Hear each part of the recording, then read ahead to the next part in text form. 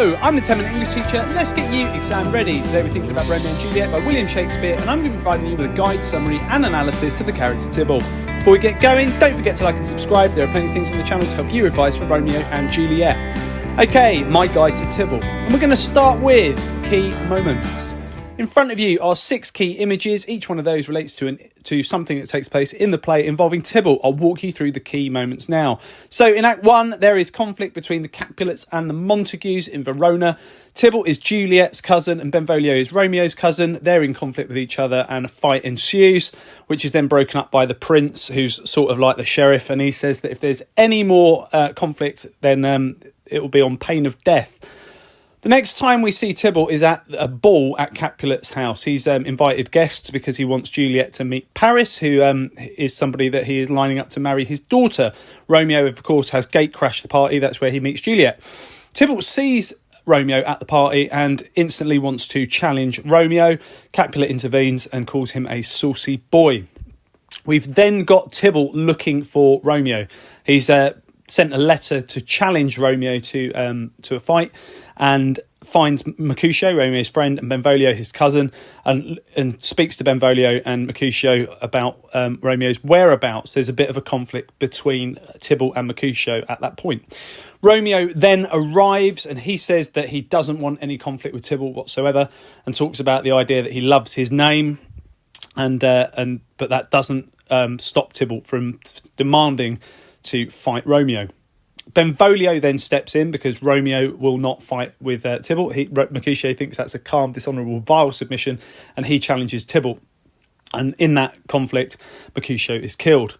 Romeo then decides he will fight Tybalt after all and kills Tybalt, and that is the end of his action in the play.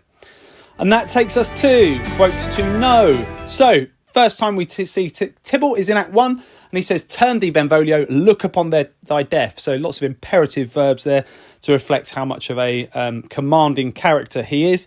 Also, you've got a lot of free verse in Act 1 that is providing a bit of a contrast to the sonnet form and iambic pentameter of the prologue to show that this is a play about love and hate.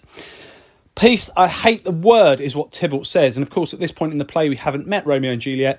So Shakespeare is definitely making us think that Tybalt is going to be a part of their downfall. We, of course, know that they are going to die because that's communicated to us in the prologue. "Fetch me my rapier, boy," is what he says to somebody the moment he sees Romeo at the party. More imperative verbs and also the use of boy. This is very much a play about young people trying to be adults and getting it wrong. He says to his uncle that he thinks Romeo has arrived at the ball to fleer and scorn at our solemnity. He's driven by hate, but also pride here, and cannot see that Romeo might have just been there for a good time and to be sociable, which is actually the reason he's there. He's interested in meeting other girls, perhaps, and Rosaline is meant to be there. So it's love that's brought Romeo to the ball and not hatred. But Tybalt, because of pride, sees that as an insult to his family. Capulet, interestingly, doesn't mind Romeo being there and actually says that he's a well-governed youth, which suggests that he's been brought up really well by his parents, who Capulet isn't meant to be favourable towards. And he calls Tybalt a saucy boy, and this is to remind us that Tybalt is a young person. He's an adolescent. In the film, he's got a moustache, but don't let that fool you. This is all about adolescents, young people, teenagers getting it wrong.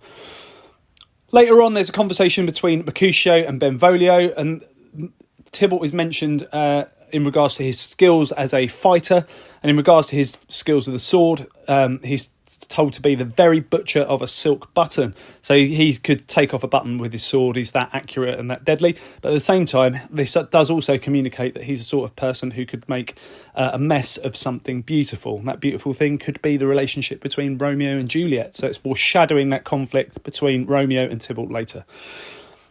"Thou consortest with Romeo," is what he says to Mercutio. There's all sorts of homophobic undertones there, and this is very much about young people not being able to back down and acting on pride, which Mercutio, of course, does.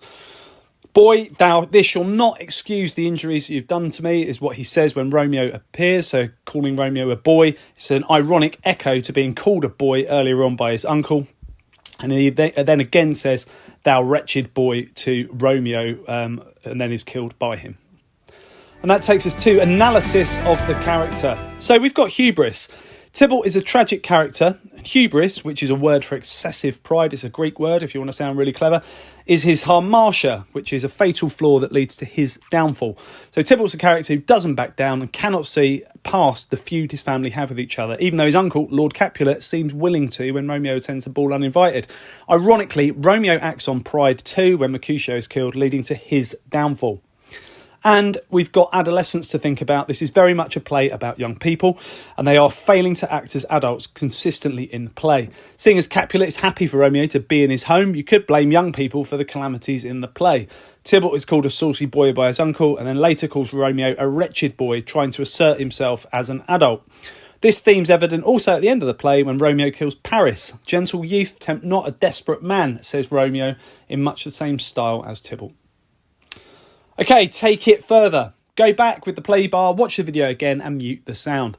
Can you talk your way through the key moments in time with the yellow marker moving? If you get stuck, you can unmute to hear from me. And can you explain the significance of each key quotation instead of me in time with them changing? Okay, check out the other videos on my channel. I'll continue to add content. Feel free to ask something you'd like to see me cover in the comments section. Don't forget to like and subscribe and share, and keep revising.